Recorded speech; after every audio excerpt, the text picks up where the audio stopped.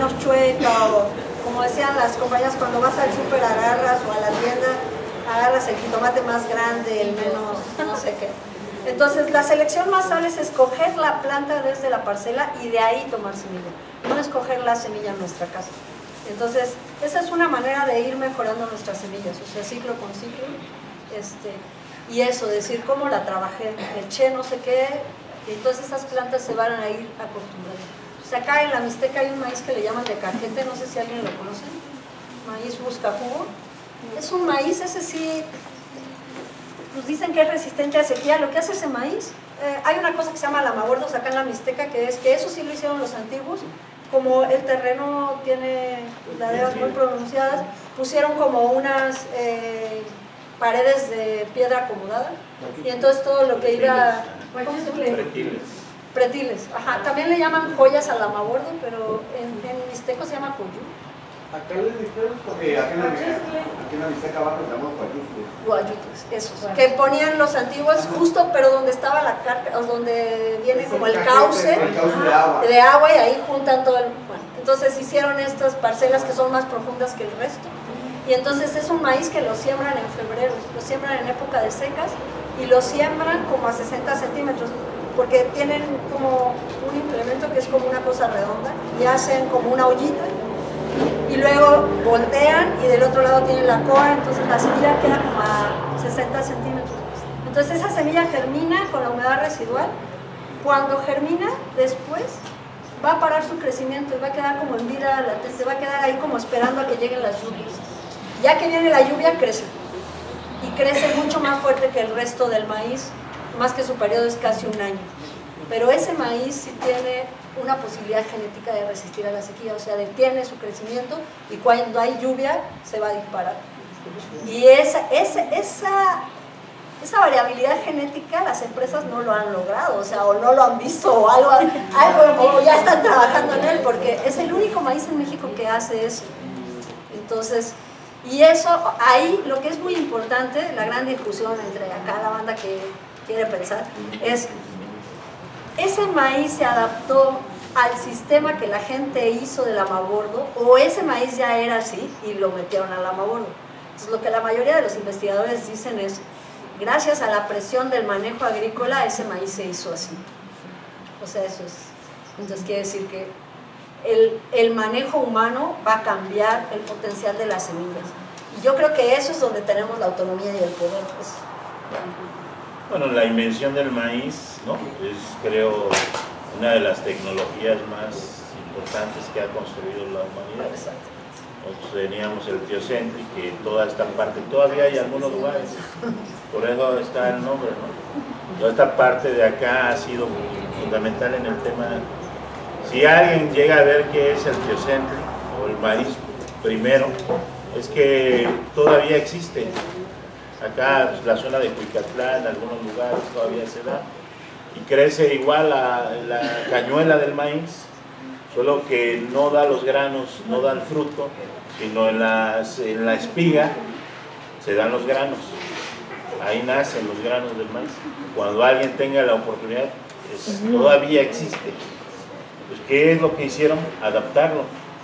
¿Qué es lo que estás planteando? O sea, esta invención del maíz, y lo que decimos es ¿quién lo adaptó?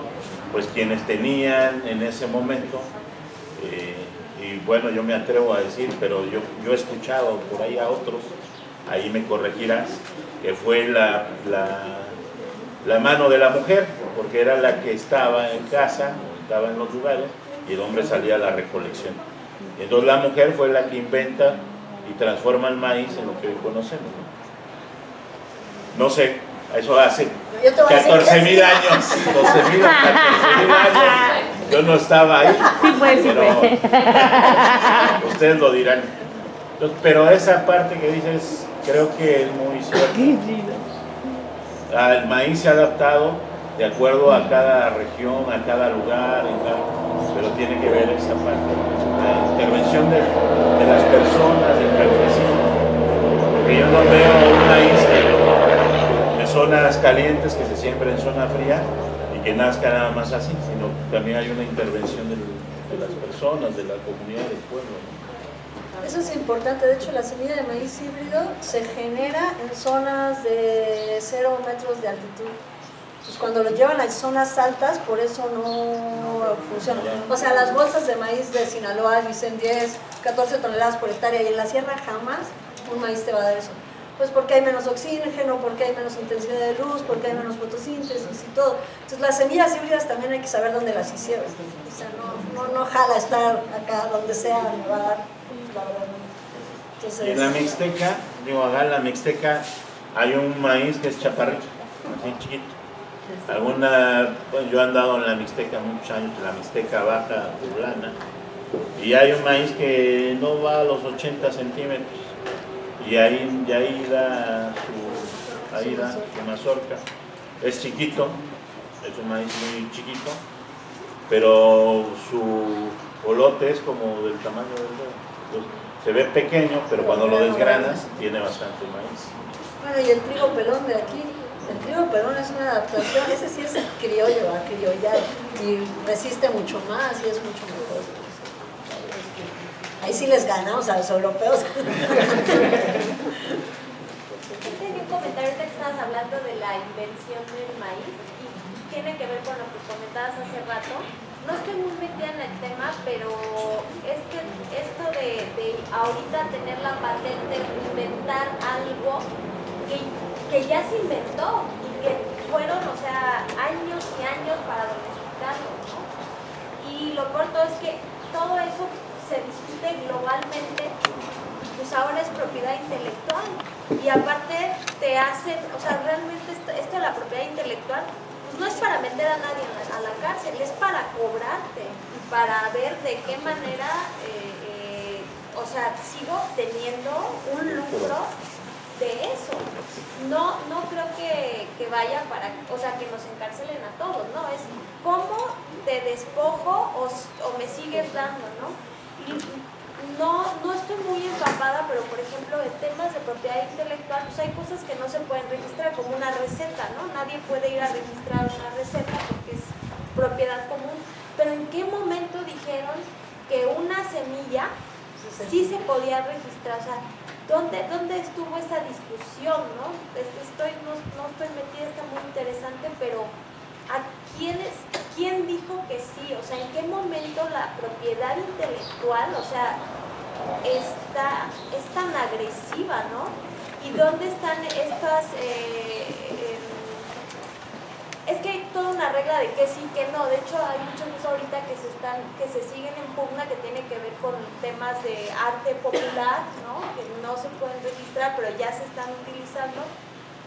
Entonces también desde ahí, por ejemplo, pues yo no, desafortunadamente, pues yo no, mi familia como migró, pues ya no tenemos tierra, no aprendí, sino estoy como en ese regreso, pero pues, ¿qué puedo hacer desde como consumidora, no? Y una de las cosas no solamente saber qué consumo, sino en estos diálogos globales de lo que ya se están apropiando, ¿cómo podemos frenarlos? ¿Cómo podemos estar ahí, no? Porque sí está siendo muy agresivo que pues que ahora ya haya dueños, ¿no?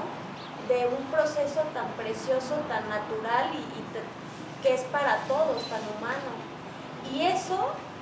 No, o sea, está siendo muy agresivo, está siendo muy rápido, está puerta cerrada, ¿quiénes están ahí?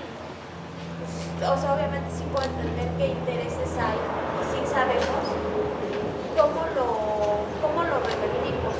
Y pues ahorita escuchaba lo que decía, ¿no? Hay semillas que no se adaptan, o sea, ciertas acciones que ya podemos hacer pues, para no caer en eso, pero yo creo que hay mucho que hacer en el papel también, ¿no?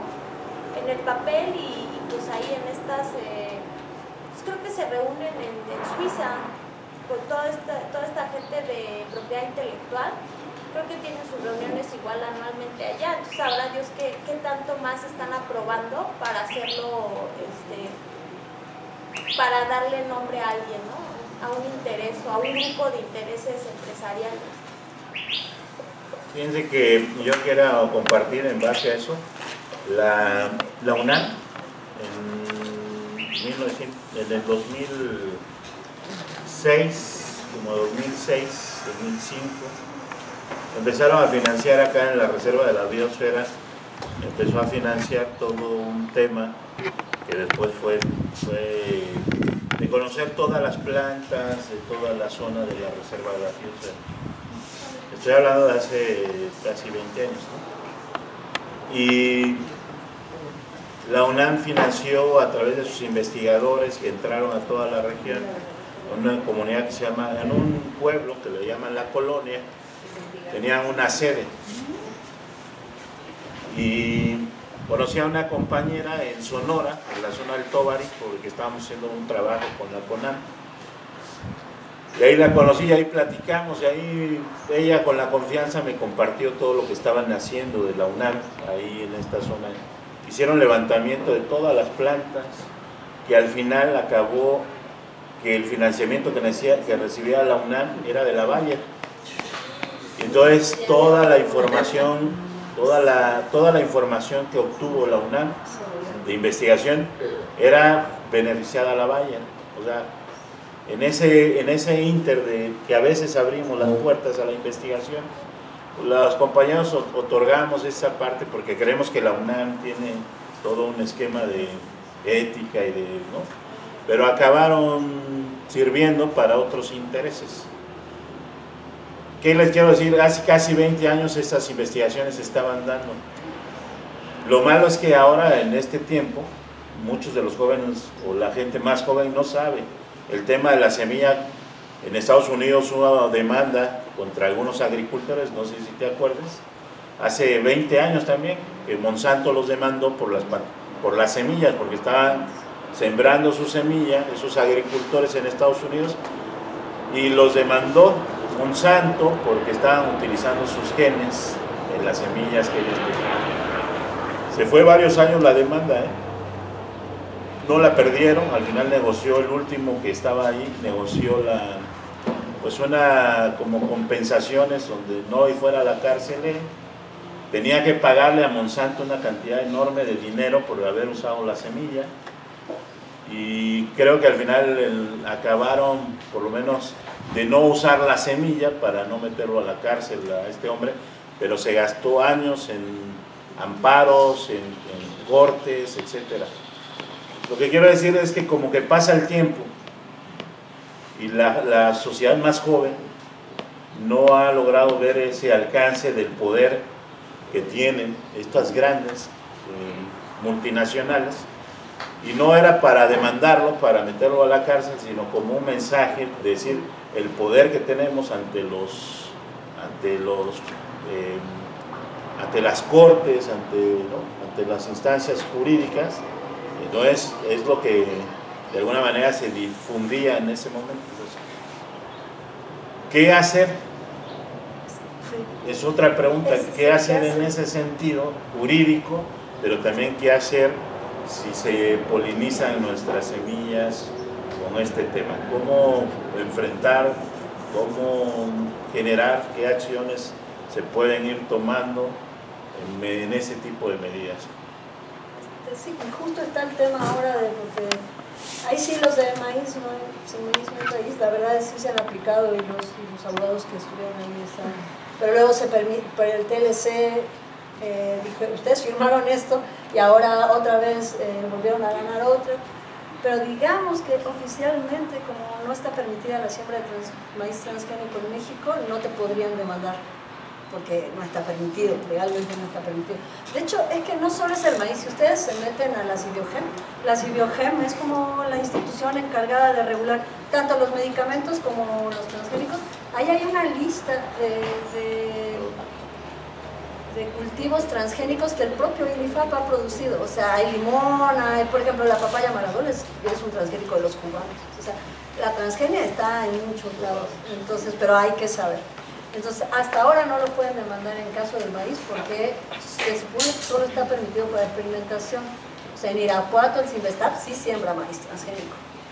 Entonces, el argumento que ellos tienen, la primera vez que se detecta maíz transgénico es Arucán y fue acá en Oaxaca, pero es por esto que les dije que la gente tomó maíz, entonces ellos dicen, nosotros no lo vendimos. Pero el último estudio que hicieron gente que es de la UNAM y ahora una compañera, Alma Pinheiro, que está en la UAM, ahí me mandó unos folletitos, ahorita les doy. Todos los alimentos de maíz tenían presencia de glifosato, todos, o sea, los del súper, las tortillas de la tortillería, todo. Eso implica que, como la señora también que hace sus garnachas en la esquina que venden, ellos testearon en la Ciudad de México, le mezcla mince. Entonces el maíz que está entrando por Lázaro Cárdenas, que es para, supuestamente es amarillo, que es en lo que tenemos déficit como país para consumo animal, es el maíz que están asumiendo que es transgénico. Y como es medir la transgenia es más complicado, pues midía un glifosato y todo tenía glifosato, entonces eso es un indicador que posiblemente sea transgénico, pero no quiere decir que esté sembrado en México. El problema es que también en Oaxaca lo que pasaba es que había gente que iba a Estados Unidos y decía, es que el maíz híbrido está bueno, y lo traían y lo sembraban. No hay regulación también, o sea, la frontera mexicana es muy permeable. No hay no tenemos reglas tan estrictas para los productos, digamos, naturales. O sea, que esto que decías de las patentes es perverso porque se están haciendo dueños de un ser vivo. Así de perverso es este negocio. Entonces, o sea, finalmente eres dueño de un ser vivo, del gen de un ser vivo. O sea, finalmente lo que patentan es un gen. Eso es lo que se patenta realmente. Entonces ahí en cuestiones de leyes, pues, los abogados saben más, pero sí hay un grupo de abogados que está ahí.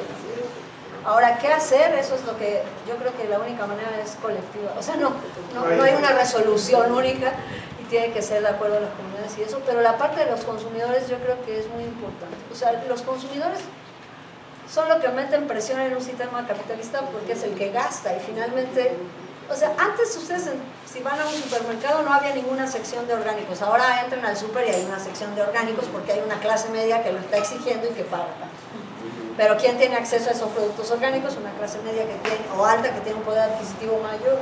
Entonces al final del día también es como consumidores un poco más conscientes y tratando de ser autónomos, ¿qué se puede hacer? O sea, yo creo que las redes de consumo local son muy importantes, pero eso parte de una organización, no puede ser un esfuerzo individual, me parece, que no resultaría.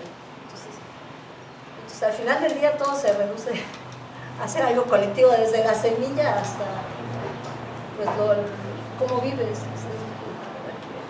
Pero creo que la parte alimenticia, pues me parece que en México en especial, hay poca conciencia de todos y todas de qué comemos y de dónde viene lo que comemos. O sea, si le preguntamos a los niños de dónde crees que viene, no tienen ni idea.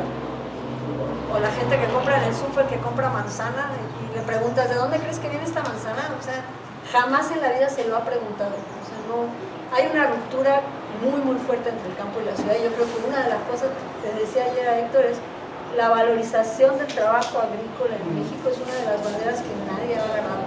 Entonces, el campo sí está, no se mira, nadie habla de eso, es como que no existiera, no sé.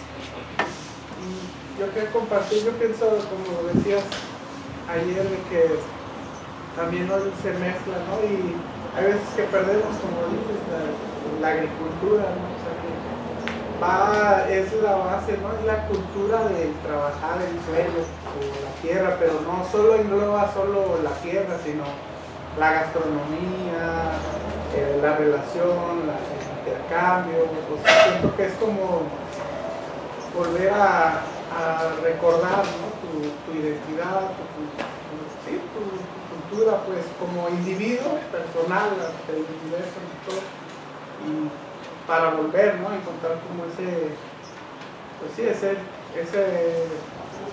autonomía o esa fuerza, ¿no? Ese motor, pues. Yo sí creo que se empieza a perder también la otra parte de los medios de comunicación, de empezar a esto de la agricultura regenerativa, los mandalas, la agroecología. Entonces la gente empieza a perder esta conexión con la agricultura y con el campo realmente, y empieza a volverse como como algo de moda otra vez, como, por ejemplo, algo que siempre recuerdo que Ángela Camacho dijo una vez que le preguntaron ¿qué piensas de la agricultura urbana? Ella es una compañera que ellos son de familia campesina en la Ciudad de México y le preguntaban de la agricultura urbana, pero de los huertos de las azoteas y así. Y ella les dijo, pero si los campesinos no tenemos trabajo, nadie nos compra lo que produce, ¿por qué quieren producir en la azotea cuando la mitad del suelo de conservación de la Ciudad de México tiene agricultura? Eso. Es como si yo quiero una cama, me voy a poner a hacer mi cama, ¿no? Pues hay un vato carpintero que hace la cama. Y ella decía, pero ¿por qué nos quitan nuestro trabajo? O sea, ¿por qué quieren sembrar en la azotea de su casa? O sea, y a mí me parece una respuesta genial porque es, exacto, es la desvalorización del campesino de la Ciudad de México. Es, voy a producir en la azotea de mi casa. Pues si te vas a Xochimilco, ahí puedes comprar lo que la gente está produciendo. Pues es como, entonces es como, ¿cómo también este sistema se apropia del discurso de las comunidades y de las organizaciones? Los guardianes de las semillas, se llama el nuevo programa del SNIC para certificar semillas. Los guardianes de las semillas. Entonces se oye rimbombante, como que le están haciendo caso a los campesinos. O sea, todo lo banalizan. O sea, yo creo que el símbolo, ahora sí esto es bien político, la banalización mayor es la entrevista del Sub, el Canal 2 con Julio Scherer. ¿Cuánto Televisa iba a querer pasar eso? Pues en el momento que fue negocio. Tuvo el mayor rating en ese momento. Por eso pasaron. No creo que Azcárraga quisiera pasar al Sub en Canal 2 con Julio Scherer. Entonces, el problema es que el sistema siempre le da la vuelta, o sea, siempre como que nos da la vuelta. Es como, ¿cómo le ganamos ahora la vuelta a ellos? ¿No? O sea, me parece que las semillas es una bandera que ellos nos han ganado, o sea, que está oculta, que todo es el maíz. Como que si el maíz estuviera desmembrado de quien lo produce. O sea, sin maíz no hay país, pero ¿quién produce ese maíz? ¿Cómo lo está produciendo? ¿En qué tierra lo está produciendo? ¿Con qué otras plantas lo está produciendo? Entonces el maíz es como si fuera ajeno a todos nosotros, ¿no? Entonces me parece que también cómo hablar de las cosas hace que se vea diferente. Sin campesino no hay maíz. Sí. Y sin milpa, y sin frijol, y sin... O sea, como... Pero chistosamente en las ciudades pues viven muchas, o sea, y sobre todo en la periferia, pues personas que migraron y tuvieron que dejar su tierra, ahora ya no tienen... Pero niegan su pasado campesino. Yo doy clases en agronomía donde la mayoría de los chicos y las chicas o son foráneos, muchos de Guerrero ahora porque están huyendo de la violencia, de Oaxaca, y muchos tienen abuelos o padres que fueron productores y cuando les preguntas en clase, cuando estás en agronomía, te dicen, pero ante los otros chicos de la universidad no lo dicen. O sea, es una carrera denostada. O sea, de hecho, otros chavos le dicen que es agronomía. ¿Qué haces? ¿Siembras? O sea, siempre es una carrera que no se ve bien respecto al resto de las licenciaturas. O sea, desde ahí hay en la UAM. En la UAM pero porque todos son, que también está bien gacho, todos van para agronomía, cero universalización del conocimiento. Los se encierran ahí, sí. Bajo un concepto bien revolución verde. O sea, es así. Yo sí creo que hay una ruptura, o sea, es clasista al final del día, o sea, decir campesino no suena bien. Entonces la gente va a negar su pasado campesino aunque viva en Nesa, aunque viva en Ecatepec, aunque viva en Iztapaluca. Entonces, por eso es una revalorización del quehacer campesino, me parece que es una de las cosas que podemos hacer la banda de la ciudad. Ahí está la tarea. Ahí está la tarea. Sin romantizar, porque tampoco, uy, qué chido, me voy a ir 8 horas ahí a machetear, o sea, porque si suena así de donde yo soy, levantan la cosecha como de 1 tonelada o 2 toneladas de cada. Pero el asunto es cuando ya llevan la mazorca en la casa, empiezan a deshojar, a desgranar y a vender. Llevan el maíz a vender a Matías Romero y compran la tortilla en la tortillería que viene de fuera. Eso es lo que llevan a comer. No sabemos de dónde viene y por tráiler lo llevan para ahí. Sí, lo que dice el compañero es súper importante. También la UNAM hizo una cosa, eso, comamos tortillas, maíz nativo, no sé qué, Y cuando fuimos a ver a la gente de Toluca que les vendía el maíz nativo, compraban tortilla de la tortillería de Minsa. Ajá. Los que no pueden ir a comprar ahí, Matías, entonces hay personas que andan en moto vendiendo tortillas en las comunidades, teniendo el punto del mazorca. Esperan el tortillero y compran su tortilla y ya. Se van a Con glifosato su tortilla. En vez de que vendieron se su haga maíz la- muerto. Ese es el caso. Y es que como dicen, ¿no? También ser críticos desde en qué momento estamos, en qué era estamos, cuál es nuestro contexto, porque, por ejemplo, a mí me suena mucho lo que dice el compañero, porque ciertamente las comunidades, como lo inmediato que tenemos es Matías Romero, es donde se llega muchas mujeres, muchos hombres de las comunidades, y hay exclusivo como el mercadito campesino, que son todo lo que baja de los pueblos, pero van las compañeras, las que se dedican a la venta de masa, porque van a vender masa, van a vender maíz, van a vender tortillas, pero terminan comprando, por ejemplo, sus tortillas. Tan solo, por ejemplo, en Matías Romero ya tenemos 2 tortillerías, que es el Aquiagua, que son tortillas que se realiza a base de maíz transgénico, ¿no? Y entonces, esa misma tortillería ya anda reproduciendo maíz en comunidades, están vendiendo con los señores de la moto que reparten también tortillas. Y entonces, pues muchas personas también, quizás por la necesidad económica, que no se dedican al campo y que tampoco tienen los recursos para comprar tortillas a mano, pues se les hace más económico comprar este tipo de productos, ¿no? En mi comunidad son muy pocas las mujeres que ya se dedican a hacer tortillas. Por ejemplo, mi mamá es totopera y es tortillera. Entonces, mi mamá, por ejemplo, es una de las mujeres que vende tortillas hechas a mano. Entonces, mucha gente la va a buscar. Pero también está como que a veces denigramos o no valoramos el trabajo que hacen nuestros campesinos o nuestras productoras, porque yo, bueno, al menos digo, siempre he dicho, ¿no? Cuando nos vamos al supermercado, a la Aurrera, estas tiendas, nunca decimos cuánto lo menos, ¿no? Porque tenemos que pagar, ¿no? Y se me suena como muy chuto de que vamos con los que están vendiendo sus productos de campo cuando queremos comprar un huipil y decimos cuánto lo menos, ¿no? ¿Qué es lo que vale? Lo bueno vale más. Entonces sí es así como ver también la realidad que tenemos en nuestro contexto. Pero, ya lo que ahora, con todo lo que nos has planteado, o sea, por un lado tenemos el despojo de semillas, ¿no? Con todo esto que hablamos de las patentes y todo lo que ha pasado, ya vaya que por otro lado, pues también la crisis climática ocasionada por este sistema económico que también complica el trabajo campesino, ¿no? O sea, por ejemplo, en Morelos bueno, el año pasado no estuvo tan mala cosecha, pero ya eran 2 años que las cosechas se perdían, que la gente prefería ya ni siquiera cosechar porque era más trabajo y no se iba a ganar, ¿no? Entonces, ese es un reto que también está pasando eso, no solo la semilla, no solo la compra de semillas, sino que además no llueve, las tierras, el despojo de agua ha llevado a que muchas tierras que tenían 2, 3 cosechas, pues ahora solo una, ¿no? Morelos, con la crisis que existe en el oriente de Morelos, antes se tenía 2 cosechas al año, ahora se tiene una y es de temporada, y ahora pues, a veces ni una, ¿no? Pues, bueno, por ese lado también está esa situación. Lo mismo también la transición de la vida campesina, que los hijos ya no quieren sembrar, ya no quieren trabajar porque implica un esfuerzo, porque implica también este clasismo, este racismo hacia ser campesino, ¿no? O sea, que hay todo un proceso de ejemplo, donde yo en Anzibo está muchos hijos campesinos que luchó para que accedieran a la educación superior, se creó la normal superior y se fueron a ser maestros, pero esos maestros ahora ya no siembran, ¿no?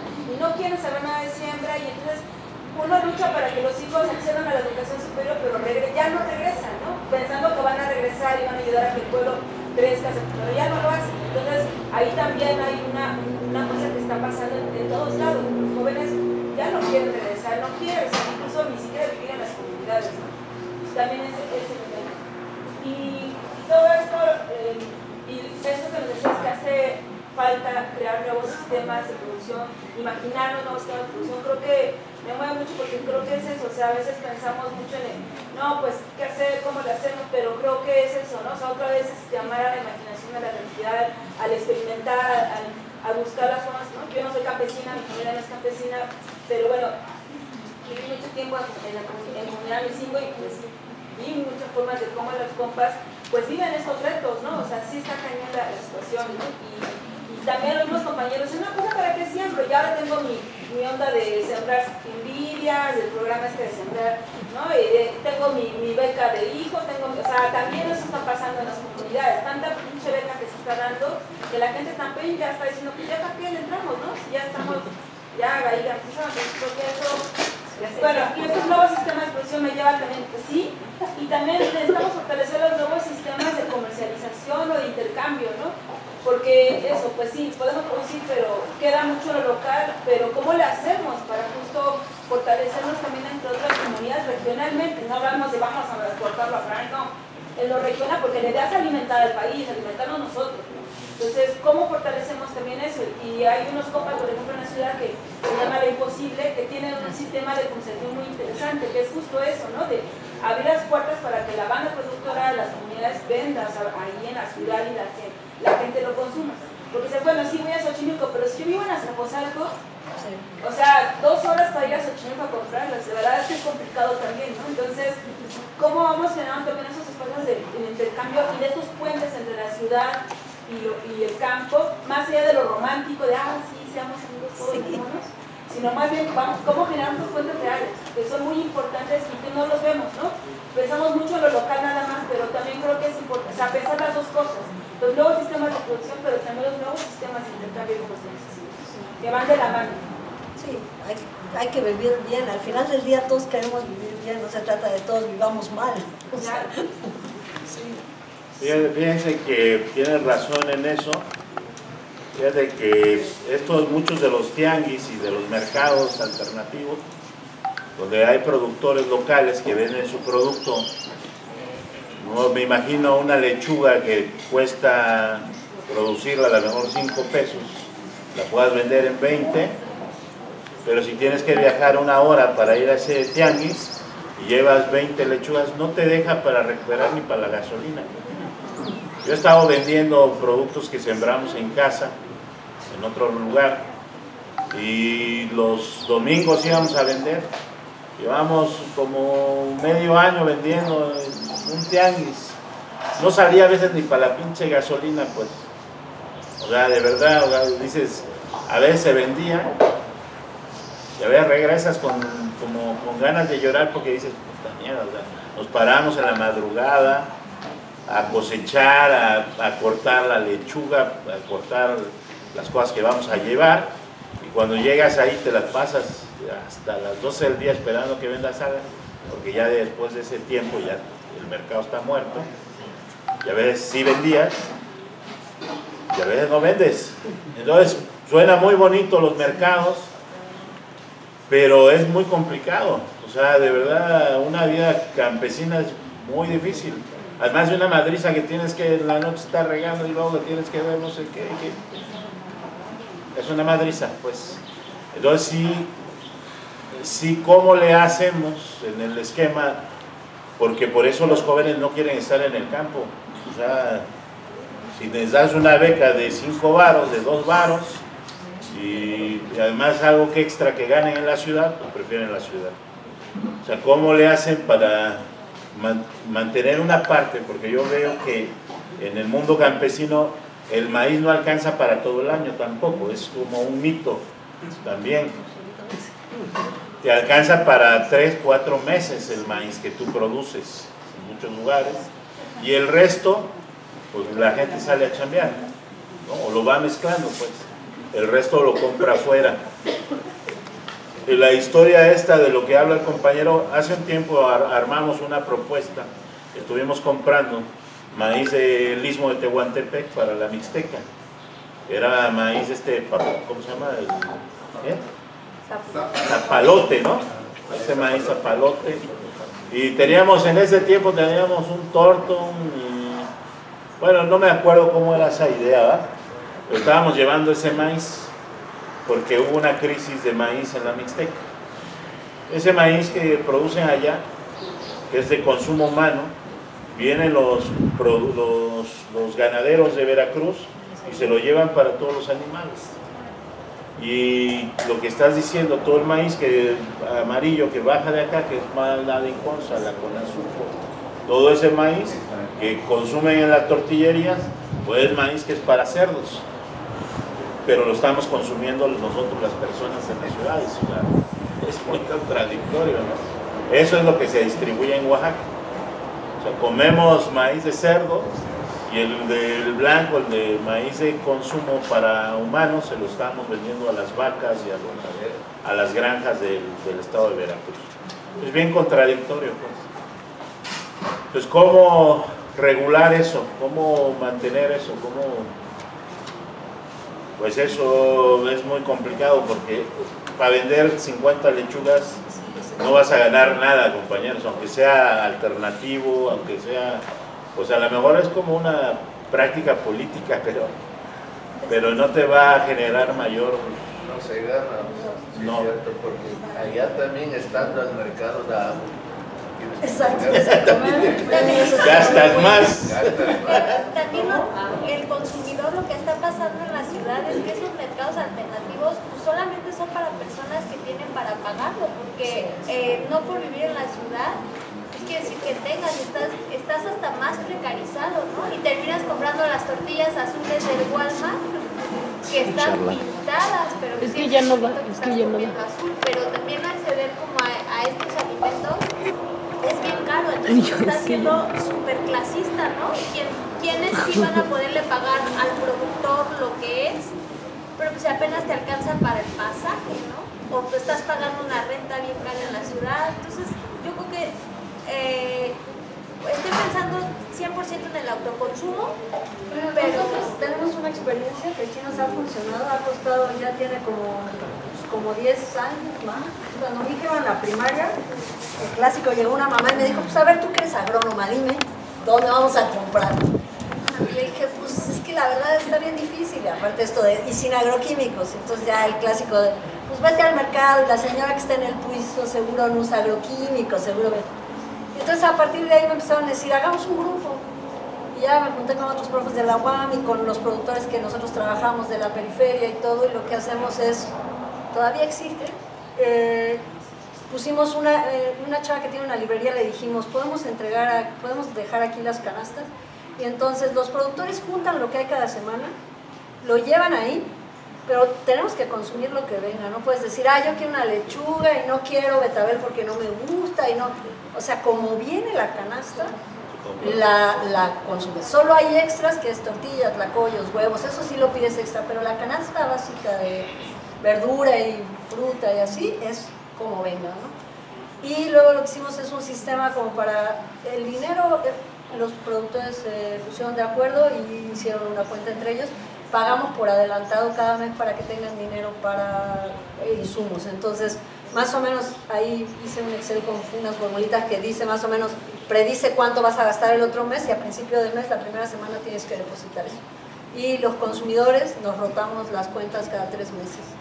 Y hacemos un tequio más o menos cada 3 meses para que vayan y vean de qué va, y ahí sí la gente, porque al principio era así, es que el durazno trae no sé qué, y es que no hay plátanos, y le decíamos, pues no, porque en la Ciudad de México nadie produce plátano. Y entonces ahí la banda empieza como a concientizarse. Hay banda que sí se sale, porque te dice, la verdad es que a mí esto no me funciona porque vienen cosas que yo no consumo, o vienen quelites que no conozco, entonces empezamos a hacer un recetario con cosas que la banda no conocía, así. Hay gente que no aguanta, pero ahí los productores lo que asumieron es que el precio no fuera más que el súper. Entonces los precios nunca son más que el súper, y el transporte la mitad la pagan ellos, la mitad la pagamos nosotros.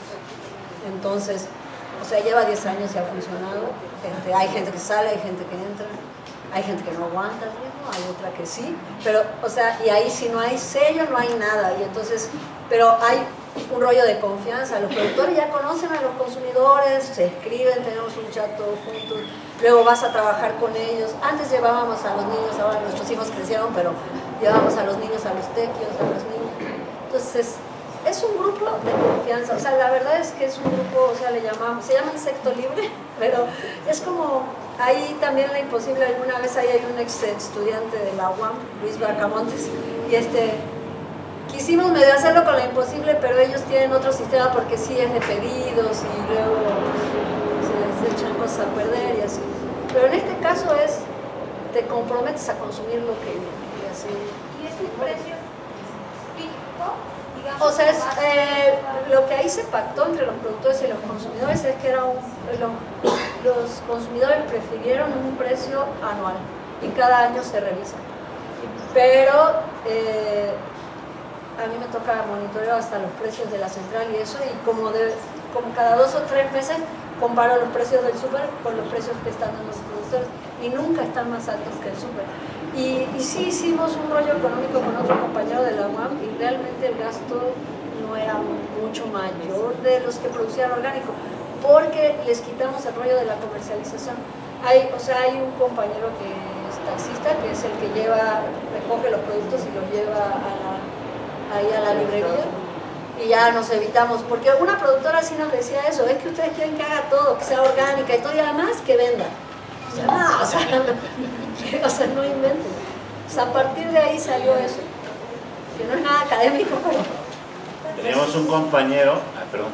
Bueno, nada más recordando, por ejemplo en Nuevo León lo que yo hice fue de que traemos café de Chiapas, de los compas, y lo que yo hago es que cada que a mí se me agota, de plano, cada que a mí se me agota, público, voy a comprar, porque por 10 kilos nos hacen un descuento.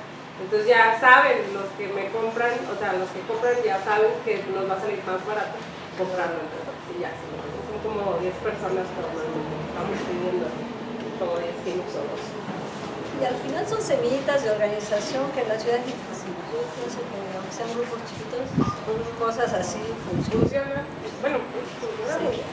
Escuchando las conversaciones de todos, yo creo que esto es, ¿no?, crear comunidad, ¿no? Usted dice que se puso de acuerdo con un grupo, ella también.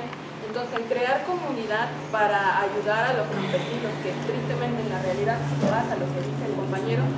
Yo que estuve por la zona de Xochitlán, aquí por Coyomiapa, Vicente Guerrero, la gente a veces me decía que prefería que sus productos se quedaran ahí en sus tierras, porque a veces nosotros igual como compradores o los que vienen por mayoreo van allá y les quieren comprar una tara de peras, de manzanas, y se las quieren comprar a 60 pesos, cuando ellas vienen a revender aquí a la Purísima a un precio pues a 20 pesos el kilo, o a veces hasta 40. Entonces igual ellos si vienen a traer sus taras y todo eso, tienen que pagar un taxi que les va a costar 500 pesos salir a la orilla, donde van a tomar el autobús les cobra por tara un extra a su pasaje. Cuando llegan acá, llegan al mercado, los revendedores quieren acaparar a un precio muy económico para que ellos lo puedan revender y sacar una ganancia cuarto o triple. Y entonces es ahí cuando ellos pues dejan de crear esa producción o traer sus productos. Pero si nosotros creamos comunidad y nosotros hacemos un sistema cordial como el sistema NEJA, que sea un 50-50 a lo mejor en el pasaje, que nosotros podamos ir ahí, cooperarnos, o no sé, ir a ver en las comunidades para que se puedan vender estos productos, pues estaría siendo un beneficio tanto económico para ellos como para nosotros en nuestra alimentación, porque la mayoría de los alimentos que vienen de las comunidades pues obviamente no traen agroquímicos, y todo lo que viene transgénico pues es altamente cancerígeno y que afecta a lo largo a la salud. Entonces pues estaría muy bien implementarlo dentro de estas zonas, hacer como que grupos o colectivos que se aportaran, ¿no?, unos entre otros, que se hicieran enlaces comunitarios en los cuales diversas personas de la misma comunidad ofrecieran sus productos y otras personas de otro extremo, en las partes ya más urbanas, hicieran igual este complemento de personas que se juntaran, hicieran esa unión para comprar este sistema de productos, y nosotros hacemos un sistema de compra con un 50 y 50 y un ganar-ganar entre las dos personas. Yo creo que el reto en una cuestión de toda esta nueva, no solamente la producción y la soberanía propia, el autoconsumo, que también ha sido fundamental para muchos de los pueblos, ¿no?, también implica el tema del transporte. Y ahí yo creo que hace falta un reto muy grande en el tema, porque lo he visto en muchos otros lugares, de muchos otros espacios y en muchas partes donde yo he estado.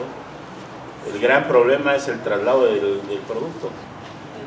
Y no hay, en todos los lugares a los que yo he ido, no existe la manera de... Un ejemplo, que estábamos ahí comprándole a los compañeros de Matías, a productores de allá, el maíz, nos salía más caro el traslado del maíz, ¿no?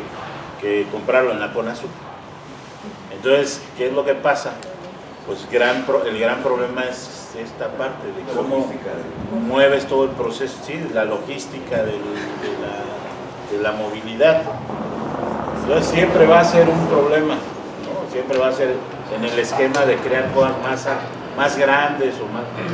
Yo creo que lo que dice es cómo mantenemos cosas en espacios, a lo mejor como pequeños espacios territoriales, cómo creamos mercados en las regiones donde nosotros estamos, que no son muy grandes, pero ahí podemos colocar gran parte de nuestras producciones, porque si no, de verdad es muy difícil, es una utopía vender sano, vender orgánico, barato. Vender, si además quieren barato, es muy difícil.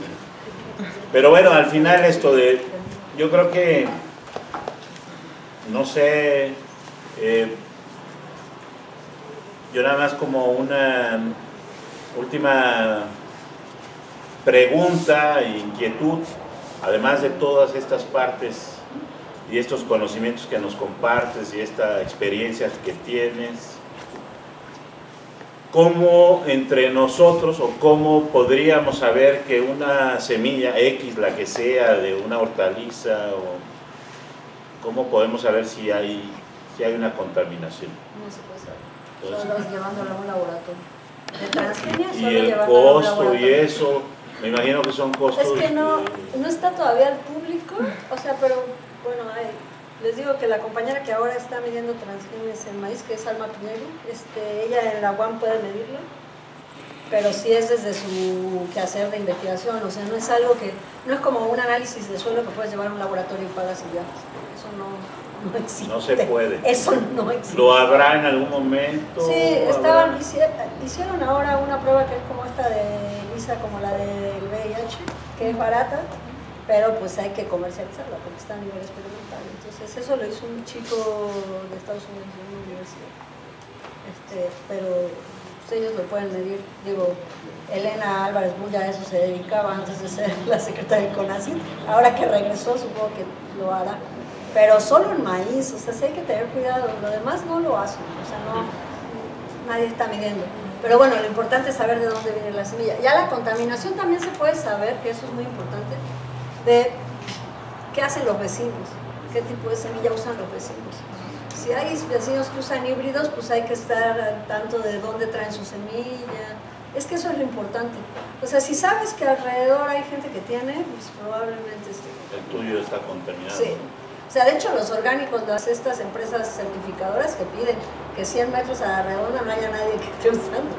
O sea, entonces, sí es muy importante, por eso que ahora el gobierno dice los guardianes de la semilla, estar como vigilando pues, de dónde vienen las semillas, y si usan hortalizas, pues leer el paquetito, ahora sí que de dónde viene. Por ejemplo, el maíz híbrido, hay variedades ya Muchas. conocidas, pero de todos los rojo. No, los de colores no son híbridos. Ah, los de colores sí son. Ah, ok, o sea, esa es una clara. O sea, los híbridos casi siempre son blancos y amarillos. Ah, sí. Entonces es importante porque puede uno... Lo más que la harina misa, por ejemplo, y eso que es azul, o sea, seguro que tiene colorante. O sea, no hay la cantidad de maíz azul en México para producir la cantidad de harina que están produciendo. Es como el tequila, la cantidad de tequila que producen, no hay la cantidad de agaves para producir esa cantidad de tequila, así de fácil. Sí, digo porque por ahí nos podemos ir, es que nosotros estamos viendo empezar algo así, pero podemos irnos por el lado de ver el maíz. Pero sí puede ser que un azul esté contaminado. Sí, pues.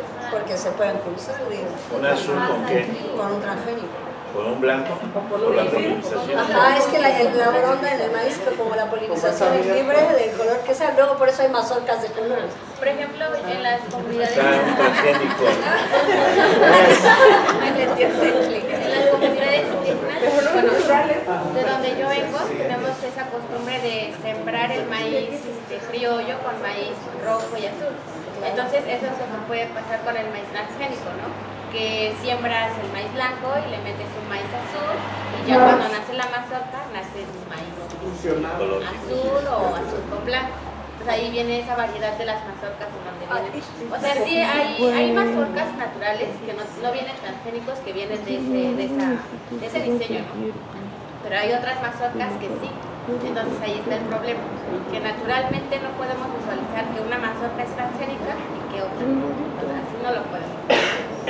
Algo que es importante que están estudiando ahora es el flujo génico, que es cuántas generaciones podría durar el transgen en lo que estás reproduciendo.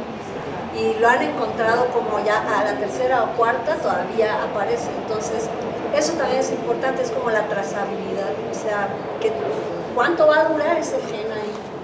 Entonces, digo, en cuanto ¿Están diciendo que se limpia? Ajá, podría ¿se o puede no, limpiar? todavía no saben, o sea, todavía no saben.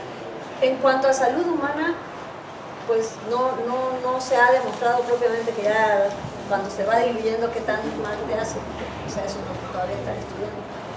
Y es un arma de doble filo, porque si llegan a decir, no pasa nada, entonces no pasa nada. ¿No? Entonces, pero digamos que la importancia del pool genético de la semilla sí la pierdes. No solo es una contaminación de que te pueda hacer daño, sino que lo que estás haciendo es degradando la capacidad genética del maíz a adaptarse a las condiciones climáticas, que era de lo que estaba hablando la compañera. O sea, no solo es un problema de salud, sino es un problema de pérdida de la capacidad de ese maíz a adaptarse y a producir más. Ese es uno de los grandes problemas de la contaminación de los híbridos, no solo de los transgénicos, que es que va perdiendo fuerza el maíz nativo.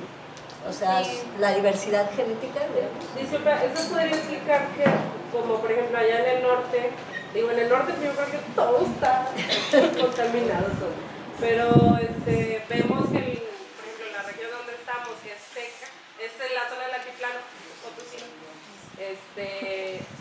cada vez hay menos y menos producción, pero también se puede explicar por eso. O sea, es que ¿Cómo? en México hay una baja, en general las parcelas producen menos en el maíz, pero tiene que ver con muchas cosas, pero sí también una razón podría ser esa, porque tiene menos vigor híbrido, o sea, tiene menos vigor la planta, porque va perdiendo esa diversidad genética. Pero bueno, hay un desgaste de suelos, porque siempre sembramos en el mismo lado, es monocultivo, o sea, hay muchas cosas. O sea, México es de los países que tienen más degradación de suelos, pero es parte de. La hibridización puede reducir la producción, eso es. Y se nota en la mazorca. La bronca es que no se ve, o sea, ahora sí que es bastante silencioso el asunto. Muy invisible, entonces es un enemigo invisible. Es que no lo ves, está en el gen, pero todavía hay gente. La coche, ahora fuimos al mercado Así de eso Tehuacán, también. nos llamó mucho la atención porque había una señora vendiendo huitlacoche y había unos preciosos así enormes, pero en vez de dice es híbrido, ¿no? Y el otro que se veía completamente diferente que lo que Órale, ya hicieron huitlacoche híbrido. y ese no lo venden, ¿no? Ajá, y es curioso porque por ejemplo en el maíz criollo con el maíz transgénico, cuando ya se cosecha sí hay una diferencia. El híbrido. Ajá. Se les, así visualizándolo, sí hay diferencias. Sí. Cuando el suelo del maíz criollo no está 100% con agua, o sea, que lo haya cuidado, hasta en la semilla se ve, pero cuando no, por ejemplo en ese seleccionado que le dicen, las mazorcas crecen pero bien bonitas, que están bien limpias. O sea, sí puedes distinguir un híbrido de un nativo, sí, claro, o sea, a veces el híbrido hasta tiene dos mazorcas, la mazorca es más grande, el otro es más chiquito, pero lo que ellos preguntaban es, ¿cómo puedes ver si fue contaminado tu maíz nativo con un gen de un transgénico? Eso sí no te va a cambiar como la fisionomía o cómo se ve la planta. Tú la vas a ver como tu nativo normal, pero por ahí puede tener un gen que sea de un híbrido o que sea de un transgénico. Obviamente la planta entre un híbrido y un nativo sí lo puedes diferenciar, ¿no? Ustedes lo diferencian. Hasta es más duro para desgranar, tiene más hileras, tiene un montón de cosas, ¿no? La mazorca es más grande. Bueno, depende. Sí. La caña es más, también la caña no sirve para los animales, es más gruesa, les molesta la tráquea cuando comen. ¿La del híbrido? La del híbrido, es mucho más fibroso. Y nada más cuando una sola estatura, nada más y todos son parejos. Y aparte, el híbrido lo que hicieron es cambiar la geometría de la planta para que su capacidad fotosintética sea mayor. Entonces, si tú ves las hojas del nativo, son más así y se superponen. Y las del híbrido son así. Y entonces tienen más, por eso producen más, porque digamos que fotosintetiza más. Esa es lo que le modificaron genéticamente. O sea, cuando hicieron líneas puras, pues para eso lo hicieron. Y son más chaparros. Sí, eso es hasta, claramente se visualiza en un terreno porque tengo un conocido que siembra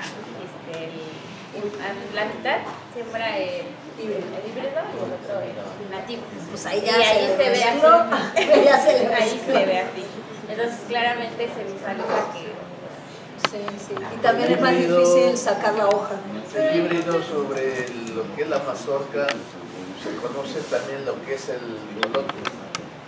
Es más gruesa y el maíz encimita, ¿no? En cambio el criollo es como ese es normal. Ese es normal. Entonces el olotillo ya mucho diferenciado con el híbrido, porque el olote es delgadito y es puro maíz. Al desgranar, y el híbrido lo que es cuando es tierno o elote, no junta las puntas de lo que es el mazorca. Hasta ahí tiene el maíz, todo ya se viene rajando. Ese es así es como llega ahí Matías, porque lo traen de aquí del pueblo. Lo llevan a Matías, lo que es el otro. Y comparando ahí, porque en el mercadito, pues yo ahí la mayor parte ahí me mantengo. Ahí cuando llevan lo que es el elote del criollo, bastante diferente, porque son más pequeños y el híbrido más grandote, pero al desgranar no tiene peso. Eso es lo que... Y pesa menos. Pesa menos, más olotes que... Ya, para cerrar, algo que sí me parece muy importante es la semilla es cultura, en el sentido de, pues no van a encontrar un híbrido pozolero, pues un maíz pozolero. Entonces ellos homogeneizan los tipos de maíces y lo reducen a un solo tipo, cuando en México el maíz está ligado al tipo de comida. Entonces eso también es parte de la autonomía, parte de la cultura. Y sí creo que las semillas híbridas lo que hacen es minar nuestra cultura. Entonces, este caso es el maíz, pero el jitomate también es súper claro, o sea, puro saladet, ya. Eso es porque aguanta más vida de anaquel, porque es más fácil transportarlo, porque lo maduran con una cosa que se llama etileno, todo el manejo es más fácil. La planta es más fácil, es menos frondosa. O sea, la empresa siempre es reduccionista, busca lo más simple, lo más donde ganar más. Entonces lo que van haciendo es homogenizar las plantas, homogenizar el mercado, homogenizar la producción, todo. Entonces es homogenizar la cultura. Entonces, pues por eso creo que si la semilla es vida también es cultura, y me parece que por eso hay que defenderla y la diversidad siempre es lo mejor, ¿no? Así que, pues eso.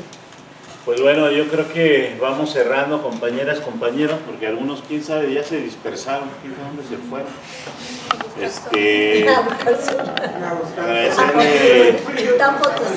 Vamos a agradecer a Mariela con un aplauso, ¿no?